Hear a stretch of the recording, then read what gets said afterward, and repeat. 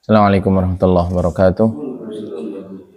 Alhamdulillahirabbil alamin wa bihi nasta'in ala umuri dunya waddin. Wassalatu wassalamu ala asyrafil anbiya'i wal mursalin sayyidina Maulana Muhammadin wa ala alihi washabihi ajma'in. Ba'd. Yassir wa la tu'assir bika min bi khair. Inna marashida umurina a'idna min syururi anfusina min sayyiati a'malina. Kun lana wa la takun alaina. Wa sahib fis safar wal khalifatu fil ahli wal mal. Fala takilni ila nafsi tarfata 'ain wa la aqalla min dhalik wa la tanza' minni salih ma ataitani wa zidni min. Allahumma aftah alaina futuhal arifin, alhimna ilhamal malaikatil muqarrabin, warzuqna fahmal anbiya'il mursalin birahmatika ya arhamar rahimin. Yaqul mu'allif rahimahullahu ta'ala wa 'ada alaina min barakatih fuyudatih wa nafahatih wa ila sahibi hadzal kitab wa la jami' syurahih fadalla alaina min anwarihim daima al-Fatihah. A'udzu billahi minasyaitonir rajim. Bismillahirrahmanirrahim. Shiratal ladzina Bismillahirrahmanirrahim. Yaqul mu'allif rahimahullah ta'ala ila an qala rubbama waradat 'alaikal anwar fawajadta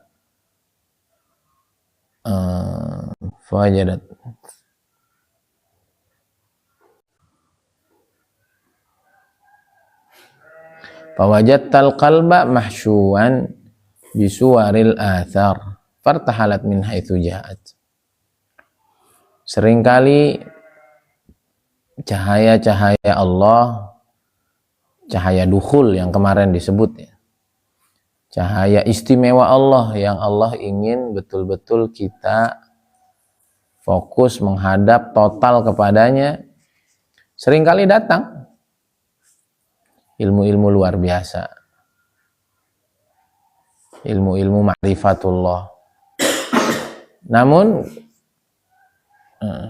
fawajadtal qalba atau fawajadat al-qalbu mahsyuwan, fawajadta aja nih, fawajadtal qalba, maka kamu dapati hatimu sendiri mahsyuwan, kamu dapati ia diliputi, dipenuhi dengan bentuk-bentuk, dengan gambar-gambar makhluk.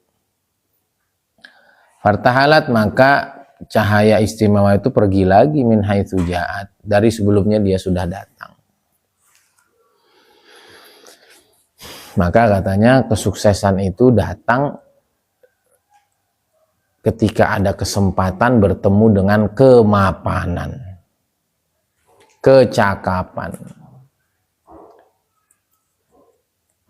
Gurunya Rasulullah SAW, ilmunya hebat, tapi kalau hatinya belum dibuka, ya Abu Sufyan awal-awal masih memusuhi Nabi SAW.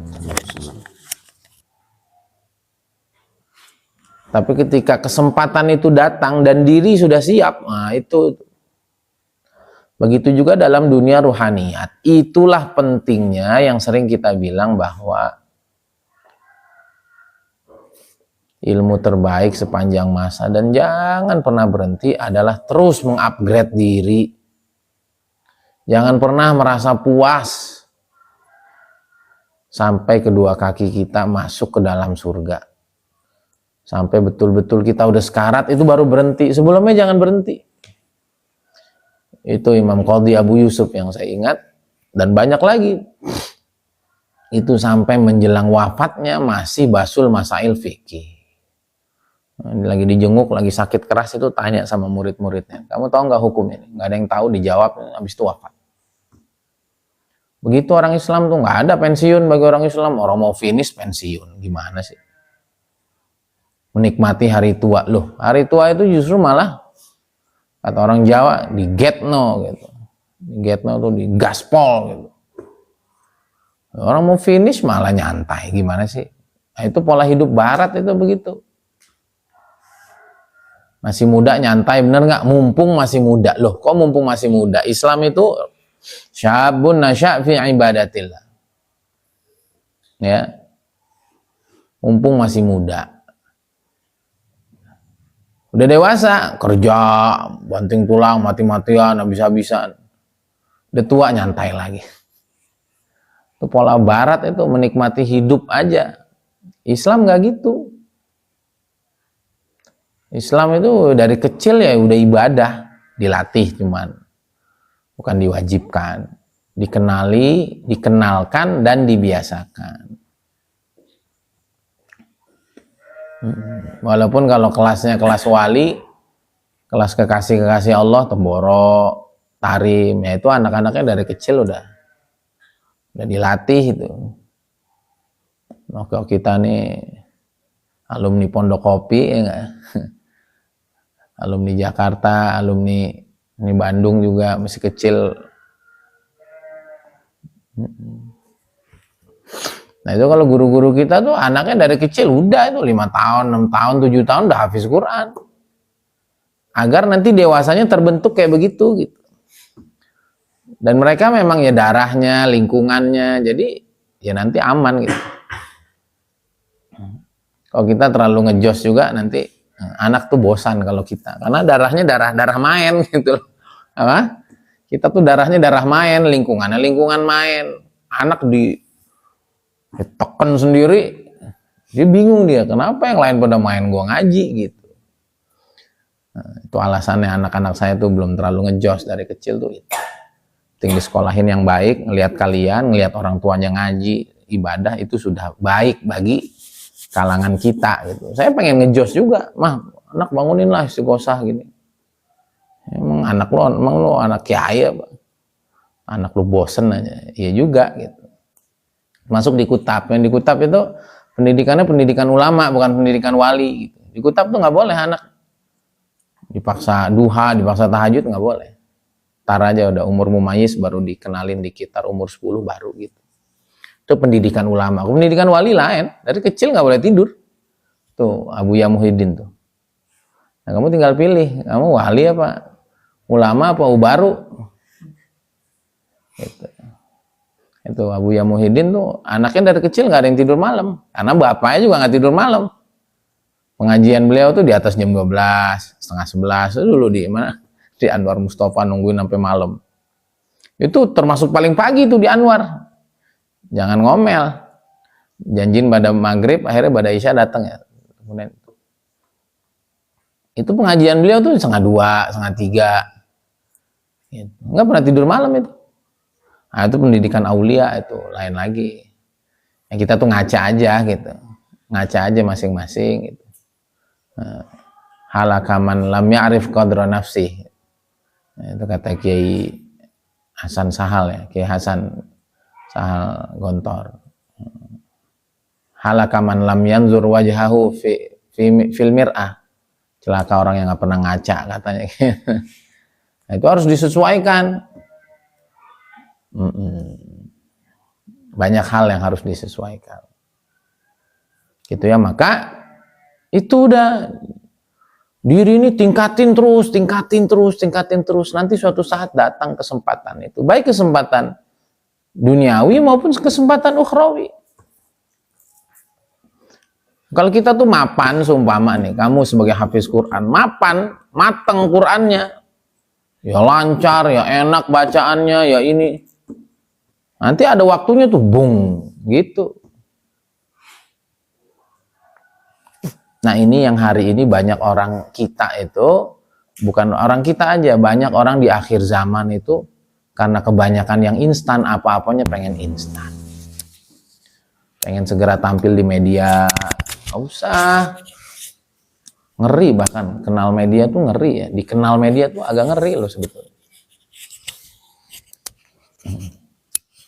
Jangan itu. Nah itu termasuk juga dengan ruhaniyat. Terus aja minta ke Allah, bersihin diri ke Allah, tobat lagi, istighfar lagi, berupaya lagi. Sampai nanti hidayah-hidayah istimewa itu datang, kita udah siap gitu. Bukan minta ihdinas siratal mustaqim, giran datang kesempatannya apaan sih? Ada teman yang ngajakin seumpama pengajian-pengajian yang baik, atau Allah kasih ilham-ilham yang baik, lalu kita tolak. Kenapa? Karena wadahnya belum siap. Wadahnya belum. Akhirnya ketika ngelihat wadahnya belum siap, pergi lagi. Ya sama tadi tuh kesempatan bisnis. Ini kayaknya bagus nih Nejat. Ajakin ngobrol negatif semua isinya. Ah, saya udah pernah ketipu dulu. Oh ini paling kayak produk kemarin ya, yang bikin saya bangkrut. Itu namanya belum siap wadahnya. Mintanya kaya, datang kesempatan, ditolak. Kesempatan itu datang dan pergi lagi dari tempat dia datang. Itu kan begitu. Nah, begitu juga kita sering minta hidayah khosoh, kita sering minta taufik yang khos, kita sering minta anugerah-anugerah istimewa. Kan doa kita gitu, atina wal muslimin fi kulli hin abada malafiyati tamati fid darain apa afdhala ma tu'ti bihi ibadaka, sesuatu yang paling istimewa yang kau kasih ke hamba soleh. Bulan datang kita tolak, karena kenapa? Itu pikirannya masih negatif. Kenapa? Cinta dunia masih tinggi. Kenapa? Dirinya udah merasa cukup. Paham ya? Nah, maka lagi-lagi dari pengajian kita pagi ini, kita terus, dan saya lihat betul banyak banget orang sekarang nih kena pola hidup barat. Udah ngerasa cukup. Ilman, wa malan, wa amalan, wa tazkiyatan. Ngerasa cukup dengan ilmunya, ngerasa cukup dengan amalnya, ngerasa cukup dengan duitnya. Ah, udah gini juga udah cukup. Cukup buat diri dia, cukup buat keluarganya miskin dia nggak tolong. Padahal itu kesempatan bagi orang Islam untuk ayo ngebangun, ngebangkitin. Wah, apalagi sekarang orang susah makin banyak, waktunya kita kaya, raya. Ini orang Islam. Kemudian lagi urusan kebersihan hati. Ya. Maka doain saya nih, saya juga pengen banget hatam tuh zikrullah apa? Zikir. Saya ini udah ada isyarat-isyarat kayak disuruh balik lagi gitu. Karena saya lama udah nggak nisab zikir. Thariqat Naqsyabandi itu. Nah, saya kan kalau ngaji getol itu. Dari 6 sifat tuh kayaknya yang perlu saya kuatin nanti adalah ya zikir sama dakwah tuh nanti. Nggak boleh begini terus, nggak boleh. Orang tuh ada target gitu. Ada peningkatan. Jangan ngerasa udah cukup, udah enggak. Karena tetap beda, orang zikir melulu itu beda. Ya. Zikir, masuk dakwah, ya. Ya dakwah apa aja, ya dakwah tablik, dakwah. Pokoknya intinya ngelihat orang tuh kayak kita bisnis jaringan tuh loh. Lihat orang tuh, wah, ini bisa nih gitu. Nah, sama dakwah tuh begitu, ngelihat orang tuh gimana orang tuh jadi kenal Allah, gimana orang tuh nggak sholat jadi sholat, orang tuh dan seterusnya. Itu diulangi sering sekali. Hidayah-hidayah istimewa itu datang, cahaya ma'rifat itu datang. Namun hati kita masih penuh dengan makhluk, nggak siap. Akhirnya dia pergi lagi dari tempat dia datang. Itu sama, nanti kamu juga nyari jodoh, nggak usah mikir nyari jodoh. Yang cakep aja dirinya, zahiran wa batinan, ilman wa malan wa amalan wa tazkiyatan, penuhi semuanya. Ya, ntar perempuan yang ngantri. Atau ketika kamu melamar itu, orang udah siap semua. Dan itu ada kepedean dalam hati. Sekarang nih orang ini sibuk dengan luar dirinya. Harga diri kita ya diri kita ini gitu, paham nggak? Ini dalam bidang apa aja nih? Kita ke Allah, Allah ngasih yang istimewa, kita hanya belum pantas. Atau udah dikasih, wadahnya belum siap, balik lagi itu. Paham nih? Bisnis banyak nggak bisnis? Banyak. Tapi ketika kita nggak menyiapkan mental pengusaha, kita nggak menyiapkan mental kaya, bisnis datang, balik lagi dia. Ini mah mental miskin. Paham ini? Ada masyarakat udah bagus, kitanya belum bagus, marah-marah. Kitanya pelit, kitanya nggak punya waktu buat masyarakat, pergi lagi masyarakatnya. Semua tentang diri kita. Sama, santri udah datang, santri nggak bener, lu jadi guru nggak bener. Paham? Pengen punya anak, giliran anak udah datang dipukulin. Tiap pagi nonton sinetron, siangan dikit nonton dangdut, lihat anaknya aneh-aneh, kok anak saya jadi aneh ya? Kamunya aneh.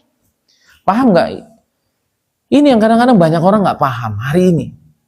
Sibuk menyalahin sekelilingnya, dia nggak pernah introspeksi ke dalam. Jadi kalau kita pengen istimewa urusan dunia, urusan harta, urusan bisnis, urusan hubungan kepada manusia, hubungan kepada Allah, siapkan diri yang matang. Sekali lagi, kapan kesuksesan datang? Urusan dunia, urusan akhirat ya. Kapan? Ketika kesempatan bertemu dengan kecakapan, bertemu dengan kapasitas yang cukup. Akhirnya kesuksesan itu datang. Makanya saya dengan bisnis-bisnis saya hari ini jauh lebih optimis saya. Kenapa? Pikiran yang udah bisa diatur, pikiran yang senantiasa positif, diri yang sudah bisa dikontrol, dan itu tidak sebentar. Sabar. diri yang sudah bisa dikontrol, ya. Nah, begitu juga kalian, itu terus tingkatin. Nggak apa-apa, kadang-kadang jatuh, kadang-kadang kita gagal, kadang-kadang kita enggak, dan lain sebagainya, ya. Tapi ada waktunya nanti betul-betul sudah matang.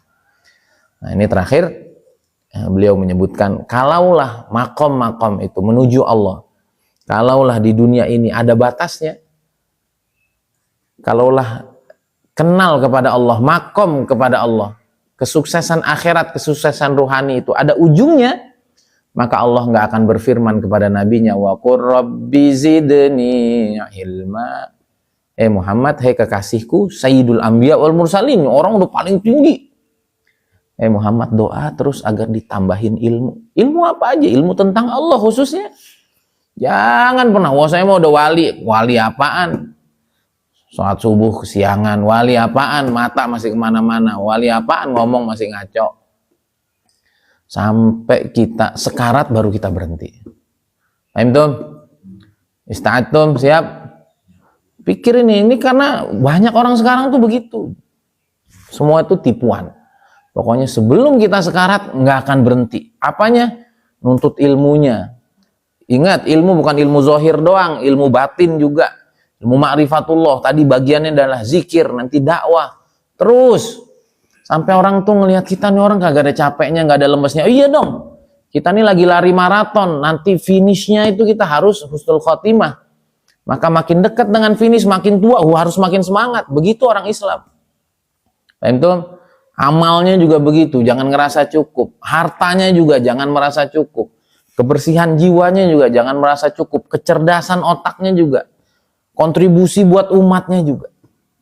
Itu kalaulah ada batas ruhani tertentu sebelum seseorang itu, kalaulah ada batas ruhani tertentu, ada top level yang udah nggak ada lagi di atasnya, tentu Allah nggak bilang kepada Sayyidul Anbiya wal Mursalin untuk terus minta ditambahi ilmu. Tandanya Allah masih perintah Nabi SAW untuk itu tandanya bahwa tidak ada ujung dari makom rohani itu, tidak ada ujung dari makom ma'rifatullah untuk sekelas Nabi paling hebat sekalipun, apalagi kita yang masih banyak dosanya, masih banyak nafsunya, masih banyak syahwatnya, maka afatul abdi ridahu min nafsih bima huwa fih. Seseorang akan mulai mundur, seseorang akan mulai celaka ketika dia sudah merasa puas dengan apa yang dia dapat.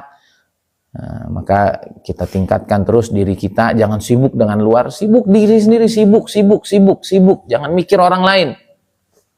Biasakan.